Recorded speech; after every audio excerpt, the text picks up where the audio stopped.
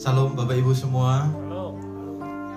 Mari kita siapkan roh, jiwa, dan tubuh kita untuk masuk ke hadirat Tuhan. Bersyukur masih ada beberapa orang yang siap untuk kita memuji memuliakan nama Tuhan. Jam 9 pagi di Grand Emerald ada 3 orang. Pagi udah memuji menyembah Tuhan. 1 WL, 1 pemain musik, main gitar, 1 pembicaranya. Mari saya undang kita semua bangkit berdiri dan kita akan masuk ke hadirat Tuhan dalam ibadah pagi hari ini. Pertolongan kita adalah dalam nama Tuhan yang menciptakan langit dan bumi, yang memelihara kesetiaan sampai selama-lamanya, dan yang tidak pernah meninggalkan pekerjaan tangannya. Kasih karunia dan damai sejahtera dari Bapa dan Tuhan Yesus dalam persekutuan Roh Kudus menyertai kita sekalian. Amin. Silahkan duduk kembali. Haleluya. Kita persiapkan hati kita ya untuk memuji Tuhan. Kita mau mengucap syukur bahwa Dia sudah datang menyelamatkan kita, memulihkan kita. Kita mau mengucap syukur bahwa Dia sudah datang untuk menyatakan kasih-Nya kepada kita. Haleluya. Pada masa-masa sulit seperti sekarang ini, Dia bukan Allah yang meninggalkan kita, amin. Tapi Dia Allah yang setia mendampingi kita, yang tidak pernah meninggalkan kita. Karena itu kita mau mengucap syukur kepada Dia, menyatakan bahwa kemuliaan, hormat, nyanyian, syukur hanya layak bagi Dia yang menerima. Segala sesuatu yang sudah Dia kerjakan bagi kita layak untuk menerima segala ucapan syukur. Terima kasih Tuhan, terima kasih Tuhan. Kita mau sambut Dia, namanya Yesus Kristus Tuhan. Haleluya.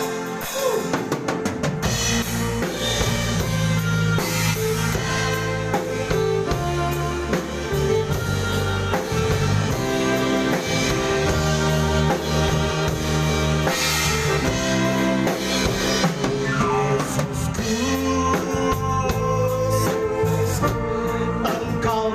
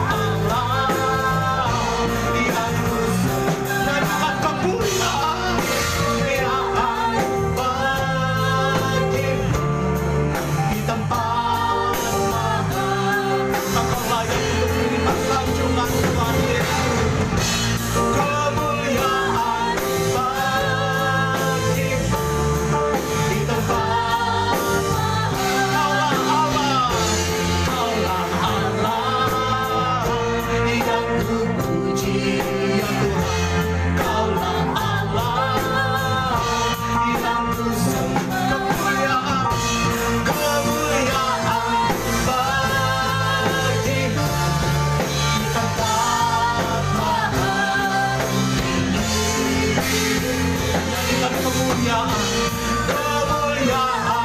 bagimu di tempat maha. Kemuliaan bagimu, kemuliaan bagimu, kemuliaan bagimu di tempat maha. Yesus kami nyanyikan kemuliaan bagimu di tempat maha, di tempat maha tinggi, di tempat maha, di tempat maha tinggi, di tempat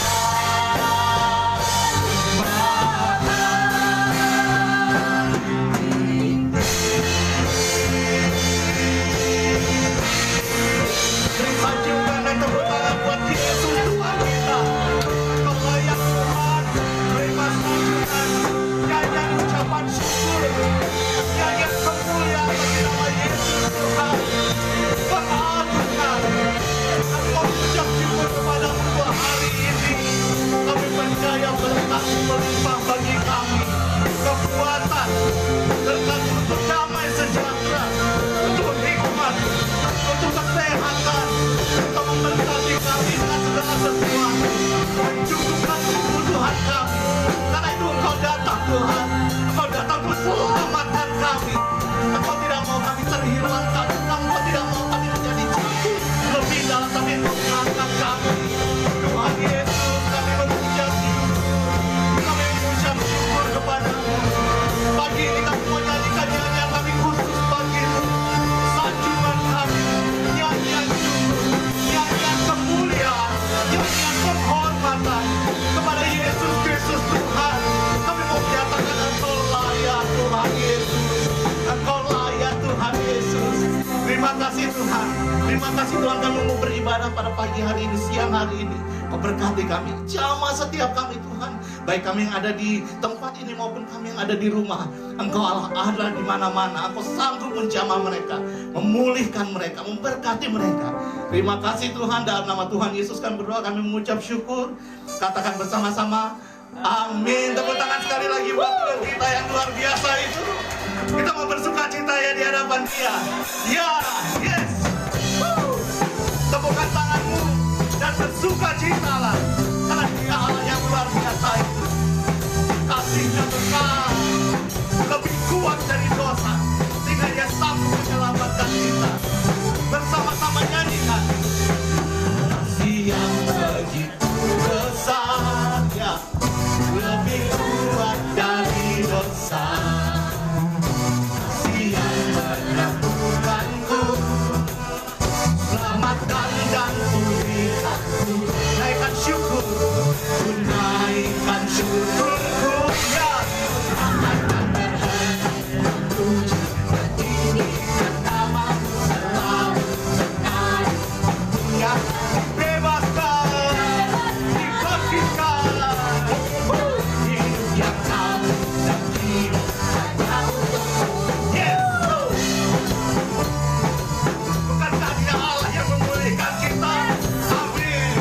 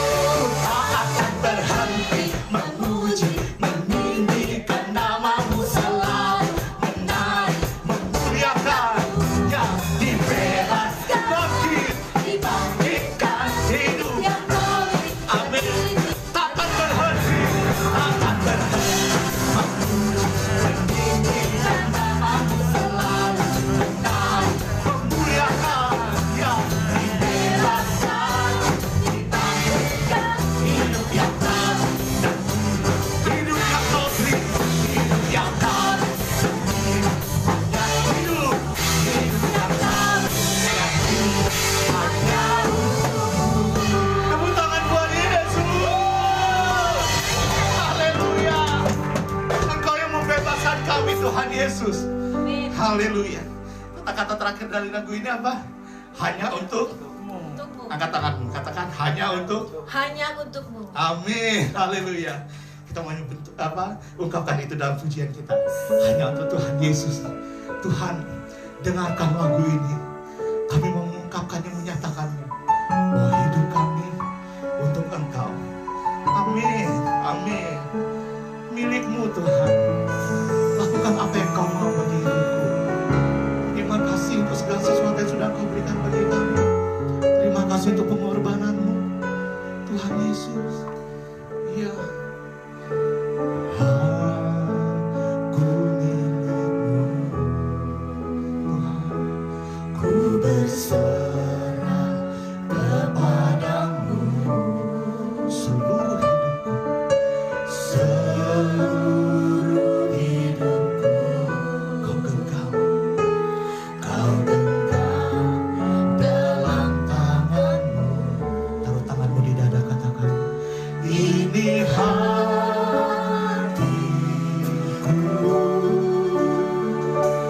hanya untukmu.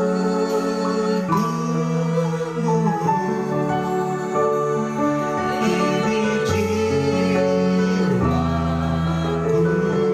hanya bagimu, hanya bagimu. Tuhan, Kau Allahku, Bapa dan Rajaku. Tak henti di setiap nafasku, ku kan menyembahmu selalu. Ku bawa hidupku ke atas mesamu. Tak henti di setiap langkahku, ku kan mengikutimu selamanya. Dengarkanlah Tuhan Yesus, pegangan dari jangan kami. Bagimu Tuhan, bagimu Tuhan. Aku milikmu, ya Tuhan. Kepadamu seluruh hidupku Tuhan, seluruh hidupku. Genggam dalam tanganmu, dalam tanganmu. Kami persembahkan ini hatiku, ya Tuhan. Hanya untukmu jiwaku. Ini jiwaku, serahkan bagi Dia. Hanya bagimu. Sebab apa? Tuhan Kau Allahku, Raja.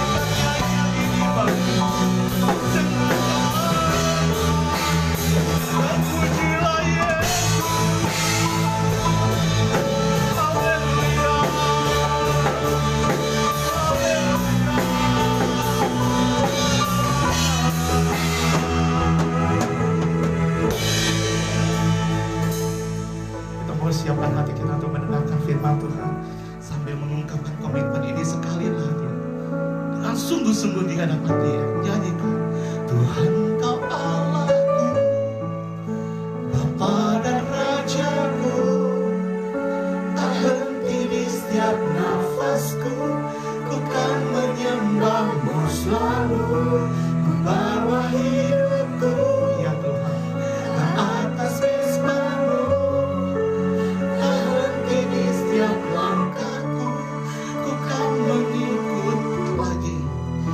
Tuhan Kau Allah, sambil membicara firman Tuhan, Bapa dan Rajaku, tak henti di setiap nafasku, ku kan menyembah-Mu selalu, ku bawa hidupku ke atas mesbah-Mu. Tak henti di setiap langkahku, ku kan mengikuti. Tak henti di setiap langkahku, ku kan mengikuti-Mu.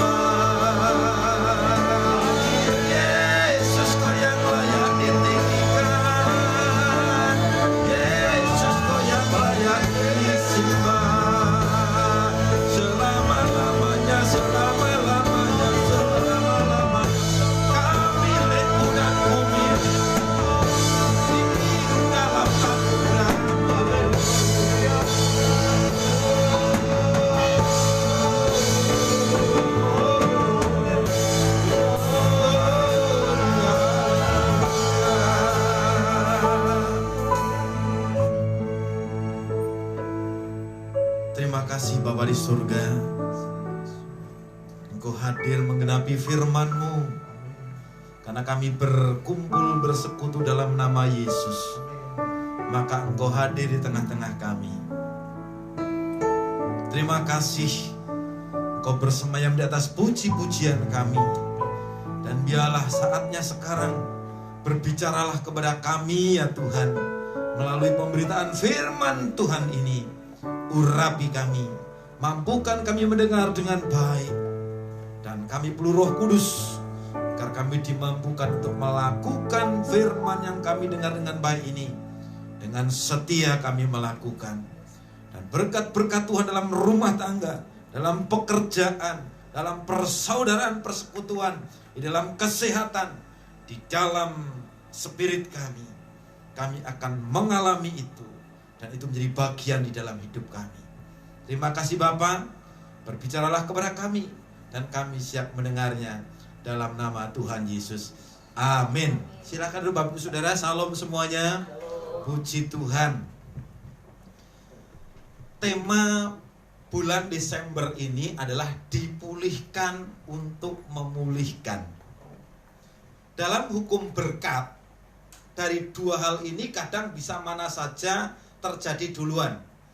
Diberkati untuk memberkati, atau memberkati untuk diberkati. Tetapi dalam hukum pemulihan mutlak berlaku dipulihkan untuk memulihkan. Nah, secara umum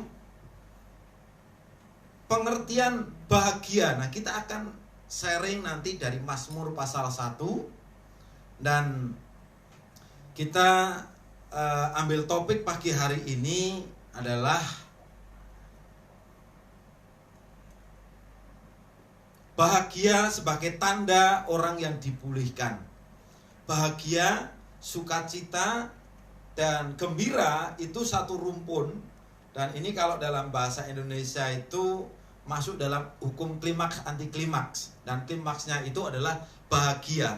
Tetapi secara umum pengertian bahagia, sukacita, dan gembira ini masih campur aduk.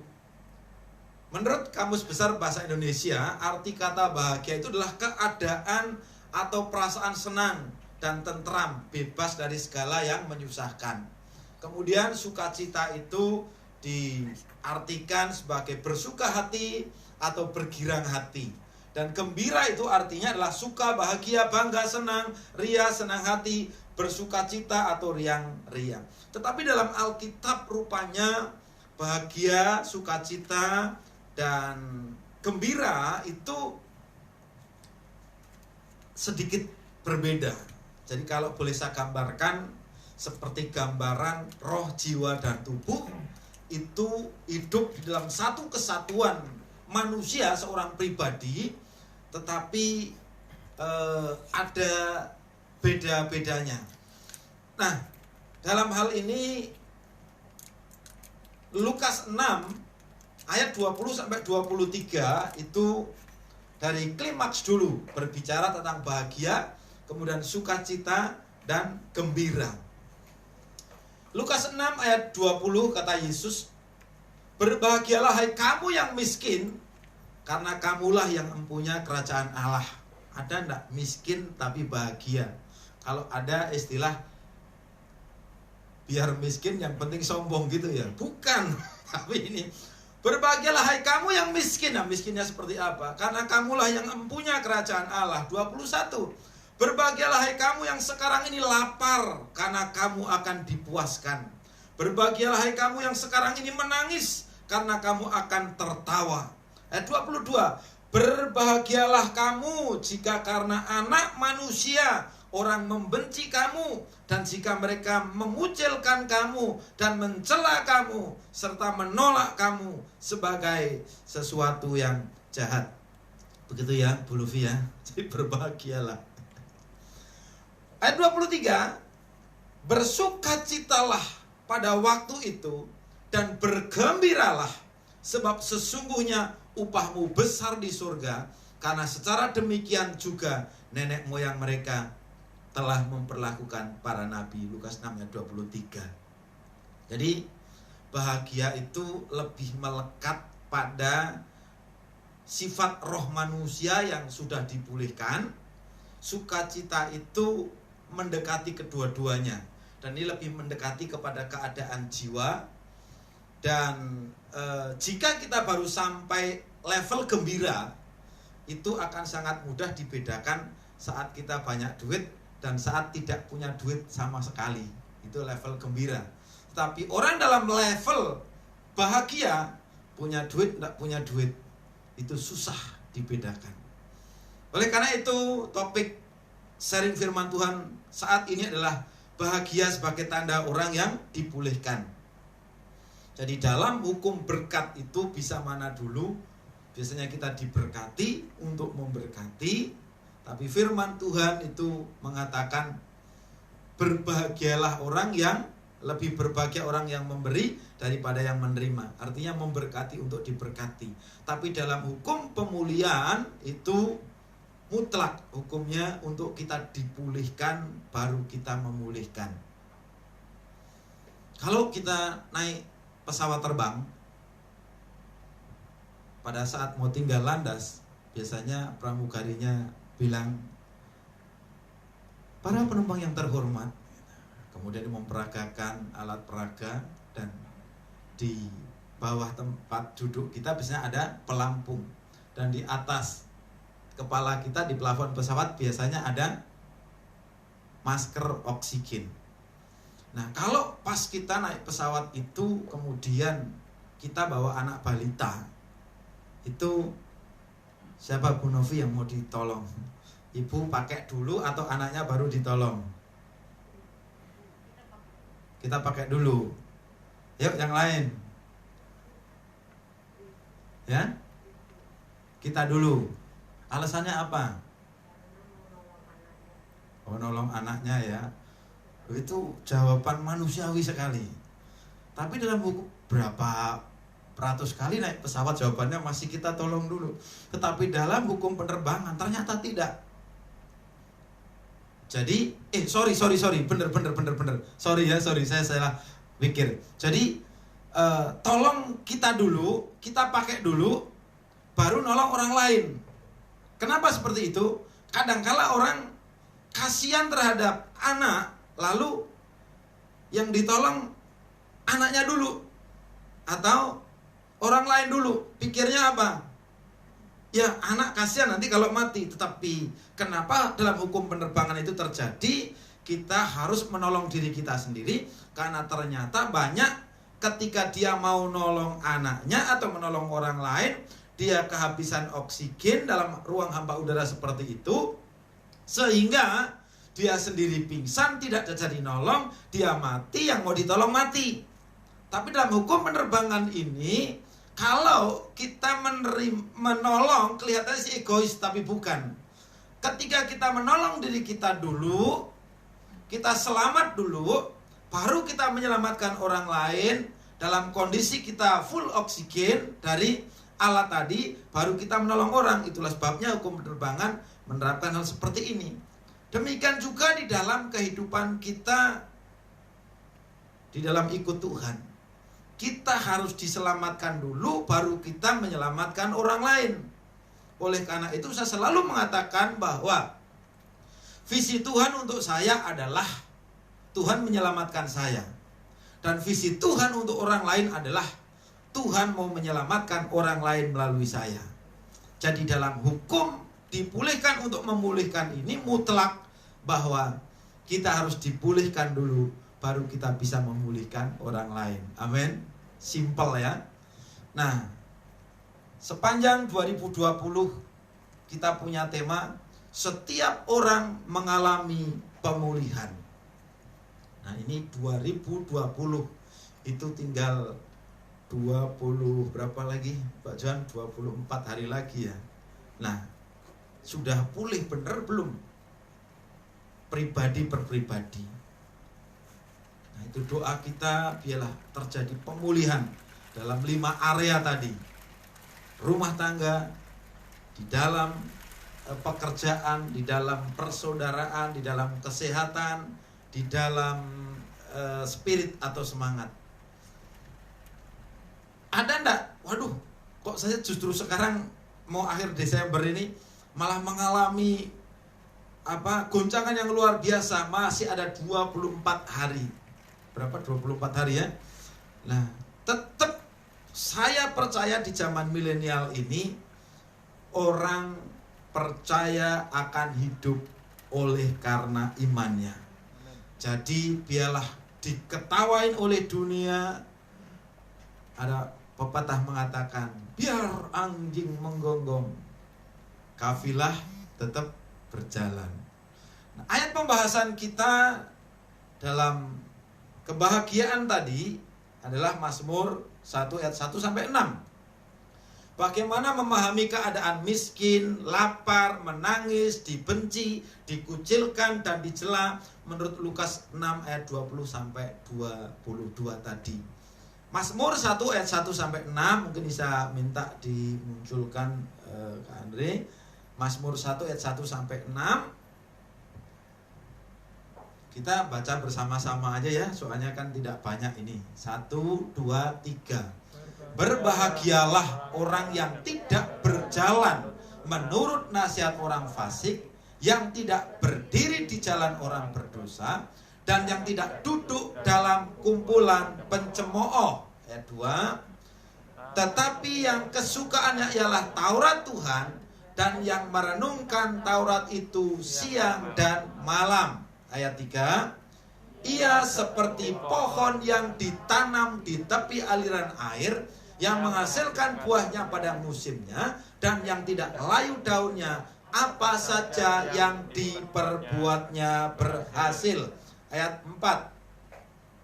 Bukan demikian orang fasik, mereka seperti sekam yang ditiupkan angin. Ayat 5. Sebab itu orang fasik tidak akan tahan dalam penghakiman, begitu pula orang berdosa dalam perkumpulan orang benar. Ayat yang ke-6. Sebab Tuhan mengenal jalan orang benar, tetapi jalan orang fasik menuju kebinasaan. Dalam Mazmur 1 ayat 1 sampai 6 ini ada hukum klimaks anti klimaks juga.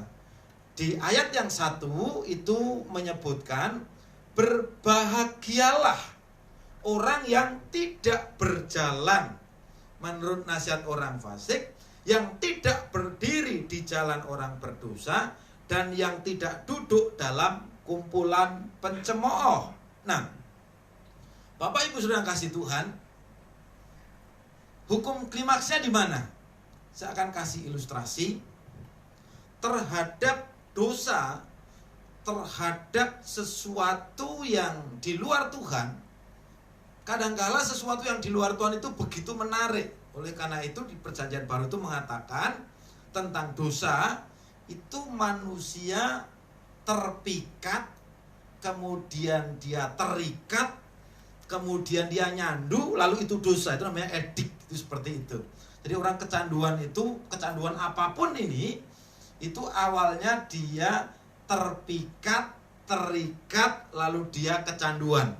Nah, dalam hal ini kita lihat orang yang berbahagia adalah orang yang tidak berjalan menurut nasihat orang fasik, yang tidak berdiri di jalan orang berdosa, dan yang tidak duduk dalam kumpulan pencemooh.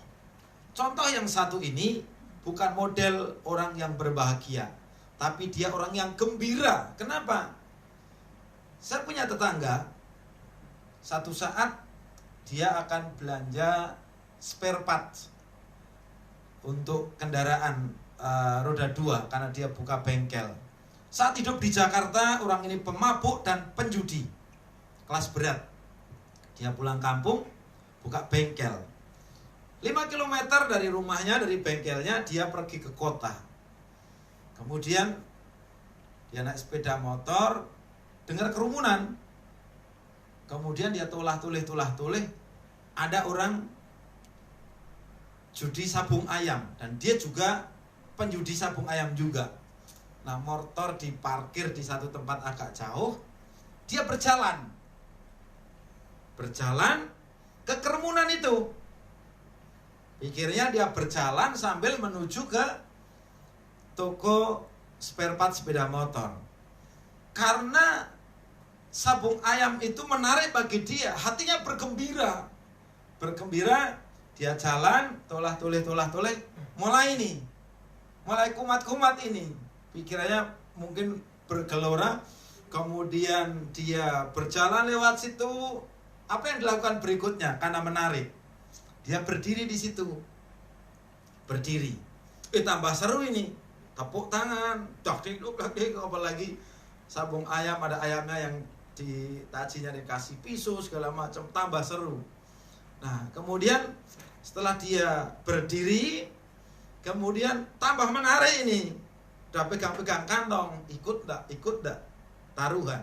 Setelah dia berdiri, karena itu menyukakan hatinya, apa yang dia lakukan?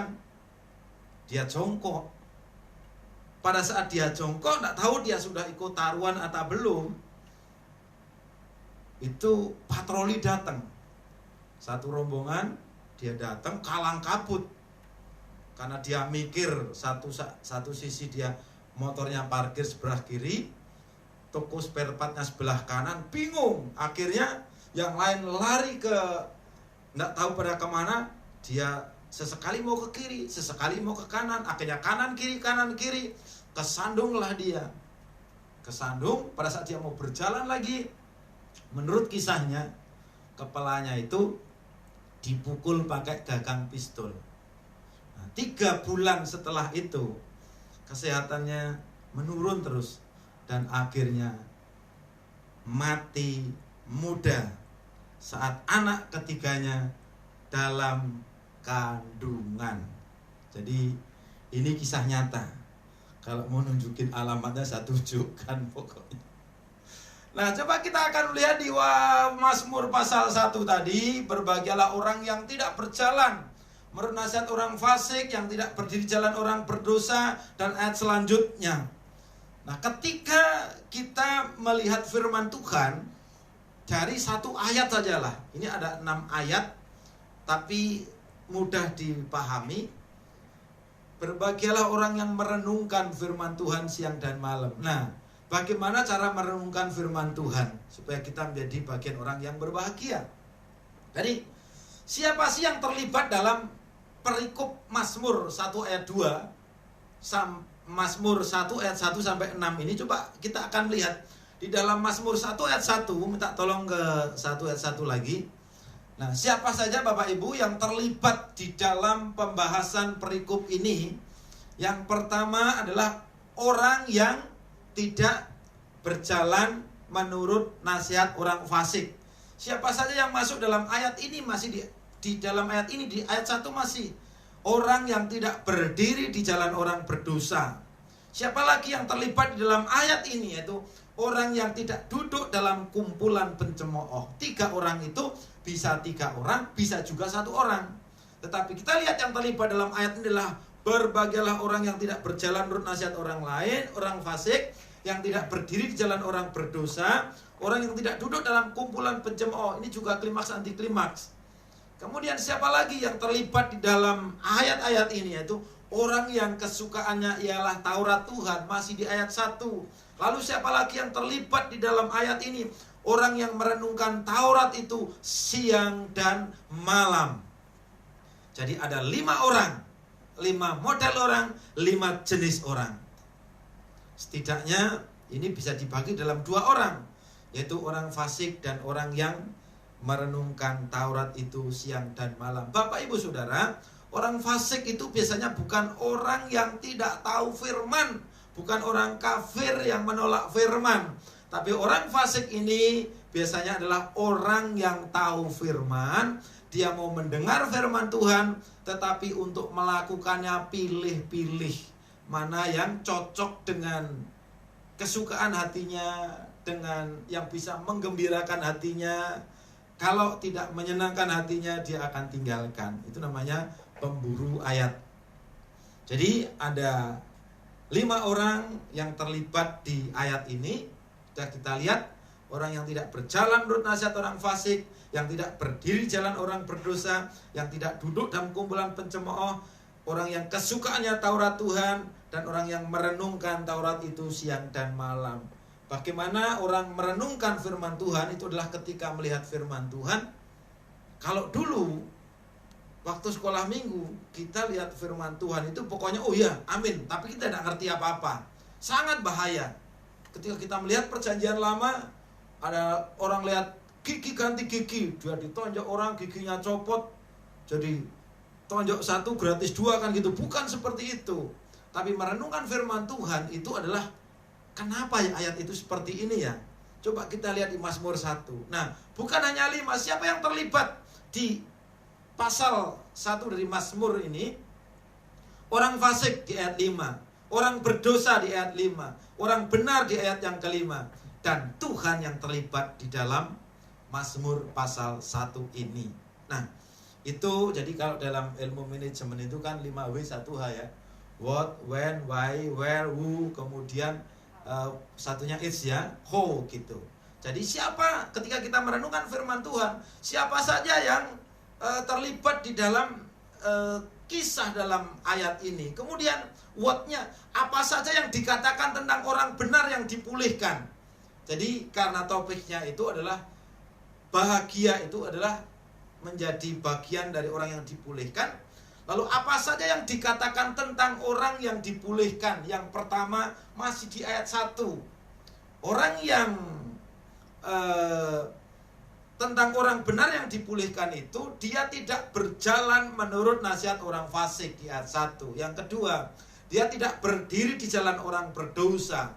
Dia tidak duduk dalam kumpulan pencemooh. Dan dia kesukaannya Taurat Tuhan ayat 2. Dia yang merenungkan Taurat itu siang dan malam. Jadi merenungkan itu dalam bahasa Ibrani itu punya arti memamah biak. Jadi merenungkan itu kalau orang Israel memahami merenungkan firman itu, dia menggambarkan seperti ketika ada sapi atau sapi itu kalau makan tidak seperti manusia sekalipun makanannya enak. Kalau kita makanan enak masuk langsung, tidak pakai kunyah-kunyah, telan, masuk telan. Sapi tidak, biar rumputnya enak, tidak enak, dia akan masuk mulut, kemudian dia akan mamah biak, ya mungkin 20-30 kali baru dia cerna ke dalam. Jadi ketika kita merenungkan firman Tuhan, itu gambarannya seperti sapi atau kita yang makan sesuatu dikunyah-kunyah sampai 30-40 kali baru ditelan. Jadi apa saja yang dikatakan tentang orang benar atau orang yang berbahagia, itu adalah orang yang tidak berjalan menurut nasihat orang fasik. Dia tidak berdiri jalan orang berdosa. Dia tidak duduk dalam kumpulan pencemooh. Dia yang kesukaannya ialah Taurat Tuhan. Dia yang merenungkan Taurat itu siang dan malam.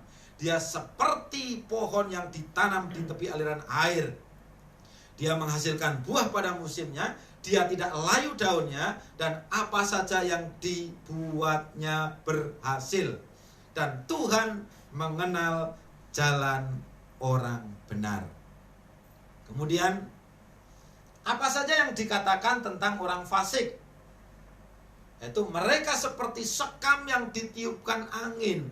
Kalau orang Jakarta mungkin tidak begitu paham sekam itu seperti apa, karena begitu masak nasi ketemunya beras. Tapi orang kampung sebelum padi itu jadi beras, itu padi dari pohon jadi gabah dulu. Jadi padi itu masih di untaian pohonnya, kemudian gabah itu masih beras tapi masih ada sekamnya itu digiling, kemudian dipisah. Dan biasanya yang beras itu turun ke satu wadah tersendiri, dan sekam itu biasanya kalau zaman dulu karena belum ada lokasinya masih luas, biasanya sekamnya itu akan didorong dengan kipas angin dan dibuangnya ke kali. Tapi sekarang tidak boleh karena merusak ekosistem. Nah, jadi berasnya itu turun jatuh ke satu tempat, tetapi sekamnya itu dibawa angin kemana-mana. Itu orang fasik itu digambarkan seperti itu, seperti sekam yang ditiupkan angin. Mereka tidak akan tahan dalam penghakiman, dan jalan mereka menuju kebinasaan. Itu ayat 6. Kemudian apa yang dikatakan tentang orang berdosa? Ayat 5. Coba minta tolong ayat yang 5 dimunculkan. Orang berdosa dikatakan tidak akan tahan dalam penghakiman dan tidak akan tahan dalam perkumpulan orang benar. Nah, itu firman Tuhan bicara tentang model-model orang tadi. Kemudian when-nya, kapan orang benar yang dipulihkan itu akan merenungkan firman Tuhan. Jadi orang-orang yang dipulihkan Tuhan itu akan merenungkan firman Tuhan itu siang dan malam. Di ayat yang kedua, minta tolong naik turun tidak apa-apa, cuma 6 ayat saja. Jadi kapan orang yang benar itu orang benar yang dipulihkan itu akan merenungkan Taurat itu pada saat siang dan malam. Kemudian kapan pohon yang berbuah itu kapan pohon yang ditanam itu akan berbuah pada musimnya, itu di ayat yang ketiga. Kemudian tentang kapan, di mana pohon yang berbuah itu di taman, itu ditanam di tepi aliran air. Ayat 3 ini berbicara tentang firman Tuhan, berbicara tentang Roh Kudus juga bisa. Jadi orang ditanam di sekitar orang-orang yang pernah mendapatkan pemulihan, dia juga akan mendapat impartasinya. Sekarang tentang why, mengapa orang yang dipulihkan itu berbahagia? Yang pertama, karena dia tidak berjalan menurut nasihat orang fasik, ayat 1. Yang kedua, karena dia tidak berdiri di jalan orang berdosa. Jadi orang yang dipulihkan itu ketika melihat kerumunan penjudi itu sedih. Tetapi orang fasik ketika dia melihat dosa sedang dijalankan, dia ada rasa gembira, ada rasa sukacita. Kenapa? Karena yang dikejar itu adalah kesukaan, kegembiraan tubuh dan jiwanya. Dan rohnya merana. Mengapa orang yang dipulihkan itu berbahagia? Karena dia tidak duduk dalam kumpulan pencemooh. Karena dia menyukai Taurat Tuhan. Karena dia merenungkan Taurat itu siang dan malam. Karena apa saja yang diperbuatnya itu berhasil, sehingga orang itu menjadi bahagia. Kenapa orang yang dipulihkan merasa bahagia? Karena Tuhan mengenal jalannya. Di ayat yang ke-6. Tarik ayat yang ke-6. Dan mengapa pohon menghasilkan buah pada musimnya dan tidak layu daunnya? Di ayat 3, tarik ke atas lagi. Karena ditanam di tepi aliran air. Kemudian mengapa orang fasik seperti sekam? Ayat 5, turun lagi. Karena mereka tidak tahan akan penghakiman nanti. Dan setiap orang itu harus mempertanggungjawabkan apa yang kita perbuat. Mengapa orang fasik tidak akan tahan dalam penghakiman? Ayat 6, turun lagi. Karena jalan mereka menuju kebinasaan. Sekarang kita agak sulit membedakan mana orang yang fasik, orang yang tidak. Karena orang fasik itu dia tahu firman. Kadangkala ketika orang fasik ini berbuat salah dan kita akan membantu untuk mengingatkan, biasanya ayat-ayatnya udah muncul duluan. Kalau ketemu orang seperti ini, saya cenderung untuk diam. Kenapa? Loh, dia tahu kok, cuman dia tidak melakukan itu. Jadi kerendahan hati itu sangat perlu. Untuk apa? Supaya kita yang sedang terpikat dengan sesuatu yang akan membawa tidak kena pada sasaran, terpikat kepada dosa, sebelum kita terikat, maka mari kita akan kembali kepada firman Tuhan, baik melalui renungan MK, baik melalui sharing firman seperti ini, atau nasihat orang-orang yang sangat sederhana pun, itu Tuhan bisa berbicara kepada kita untuk mengingatkan kita dalam hal seperti ini. Jadi Bapak Ibu Saudara kasih Tuhan, kita terpanggil untuk menjadi orang benar, agar kita menjadi orang yang berbahagia. Jadi kita yang sudah dipulihkan dan hidup benar, itu memiliki panggilan untuk memulihkan mereka yang masih fasik. Like or dislike, suka atau tidak. Firman Tuhan mengatakan, beritakanlah firman Allah, baik atau tidak baik waktunya. Jangan sampai Yesial pasal 3 itu terjadi. Kalau aku berkata kepada orang jahat itu, orang itu harus dihukum mati, dan orang itu mati dalam kebinasaan karena dia tidak bertobat, tetapi karena kamu tidak mengingatkan mereka, maka aku akan meminta pertanggungjawabannya dari kamu. Surga itu pasti bagi orang percaya, tapi ada satu hal yang Tuhan bebankan kepada kita. Kita terpanggil untuk menjadi gembala bagi orang-orang yang masih fasik. Dengan cara apa? Nggak usah pinter khotbah. Kalau nunggu pinter khotbah, kapan kita menyampaikan firman Tuhan? Mari kembali ke Mazmur 1 ayat 1. Minta tolong. Mazmur 1 ayat 1. Kita akan belajar untuk menjadi orang yang tidak berjalan menurut nasihat orang fasik. Kita akan terus berjalan menjadi orang yang tidak berdiri di jalan orang berdosa. Dan kita akan menjadi orang yang tidak duduk dalam kumpulan pencemooh. Karena itu, kita yang seperti ini, yang merenungkan firman itu siang dan malam, Tuhan katakan begini, kalau boleh saya tambahin di sana. Sesederhana apapun dirimu, kalau kita menjadi orang yang tidak berjalan menurut nasihat orang fasik, yang tidak berdiri di jalan orang berdosa, yang tidak duduk dalam kumpulan para pencemooh, dan yang merenungkan firman itu siang dan malam. Sesederhana apapun kita, sesederhana apapun pekerjaan kita, apapun juga yang diperbuat saudara, dibuat Tuhan menjadi berhasil. Amin. Tepuk tangan untuk Tuhan dong. Begini cara mengingatkan Tuhan. Tuhan bilang, mari kita berperkara. Nah, hari ini saya bukan kurang ajar. Ketika Tuhan bilang, mari kita berperkara, kita lihat firman Tuhan, kita mendengar, dan kita melakukan, dan kita tepuk tangan untuk firman Tuhan ini, kita semangat, dan tinggal kita menikmati hasil dari yang kita lakukan ini. Jadi terhadap generasi penerus, artinya kalau kita punya kewajiban, panggilan untuk menjadi gembala bagi orang lain, ya kalau istilah modernnya itu brother keeper, sister keeper lah, menjadi penjaga bagi yang lain. Terhadap generasi penerus, terhadap anak cucu atau anak-anak rohani, sewajarnya mari kita sama-sama tahu dan belajar.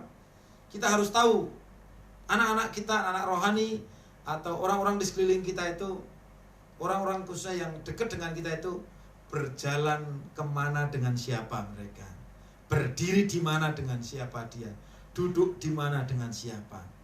Seperti kisah bapak tadi, istrinya sih tahu dia mau belanja spare part, tapi ketika melihat dan mendengar kerumunan ada orang berjudi, dia parkir motornya, dia berjalan ke situ. Maunya sih tidak mau berdiri di situ, tapi karena itu menyenangkan hatinya, dia merasa gembira, merasa sukacita. Lalu dia berdiri di situ, dia jongkok di situ, dia buka dompetnya, dan dia mulai lakukan dosa itu. Jadi jika mereka berjalan dengan saudara, maka amanlah mereka. Itulah kebahagiaan orang benar. Ia telah dipulihkan, dan kesukaannya ialah menjadi pelaku untuk memulihkan orang lain untuk hidup dalam kebenaran. Jadi firman Tuhan pagi hari ini, mari kita sama-sama menjadi orang yang tidak berjalan menurut nasihat orang fasik, yang tidak berdiri di jalan orang berdosa, dan yang tidak duduk dalam kumpulan pencemooh. Dan mulai hari ini kesukaannya ialah merenungkan firman Tuhan. Jadi Bapak Ibu sudah kasih Tuhan, saya senang kalau ada orang suka pamer. Setiap hari saya baca 5 pasal, 10 pasal, seakan-akan itu target syarat menjadi masuk surga. Saya senang. Saya sama istri saya itu belakangan bisa dengar satu hari bisa 30 pasal nih ya. Untung ada radio yang sekarang diciptakan sistemnya itu oleh orang yang buta sebenarnya, itu oleh suaminya Bu Hana itu. Kemudian dia rekam gitu, dan itu ketemu di laci itu, udah tahun-tahunan gak didengar. Saya dengerin tuh dari pagi sampai baterainya habis. Nah, tapi sebenarnya bagus sehari 10 pasal, 12 pasal. Tapi yang Tuhan mau adalah mari kita belajar memamah biak firman Tuhan. kita dengar firman Tuhan, apa sih ini maksudnya? Apa sih ini maksudnya? Di sini ada hamba-hamba Tuhan. Silahkan by WA, atau kita masuk di Kompi, atau bertanya dengan tatap muka bisa, supaya kita menjadi orang yang paling bahagia di muka bumi ini. Kenapa? Karena apapun yang kita perbuat dibuat Tuhan menjadi berhasil. Kenapa seperti itu? Karena pikiran, perasaan, kehendak, dan tindakan kita serta karakter kita berkenan kepada Tuhan. Tuhan Yesus memberkati. Mari Bapak Saudara kasih Tuhan, pagi ini kita bersekutu dengan tubuh dan darah Yesus. Melalui perjamuan kudus pada pagi hari ini, kita diingatkan kembali, kita merenungkan hidup ini kembali, memamah biak kembali, bahwa kalau hari ini kita ada, semua adalah kasih karunia Tuhan. Dan ketika Tuhan memberi kesempatan untuk kita hidup, maka Tuhan mau, sebagaimana Tuhan sudah menyelamatkan kita, Tuhan mau agar saudara menyelamatkan orang lain. Saya undang pelayan perjamuan kudus untuk maju ke depan, untuk membagikan roti dan anggur perjamuan kudus, dan kita akan masuk hadirat Tuhan dalam doa. Bapa di surga, terima kasih pagi hari ini. Firman Tuhan begitu memberkati kami. Dari semua itu Tuhan, kapan kami akan mampu tidak berjalan menurut nasihat orang fasik, tidak berdiri pada kumpulan para pendosa, dan tidak duduk dalam kumpulan para pencemooh. Dan kami punya kehausan akan firman Tuhan setiap saat, pada saat kami taat. Dan pagi hari ini, persekutuan dengan tubuh dan darah Yesus melalui perjamuan kudus ini, kami akan belajar taat. Persekutuan kami dengan tubuh dan darah Yesus membawa hubungan kami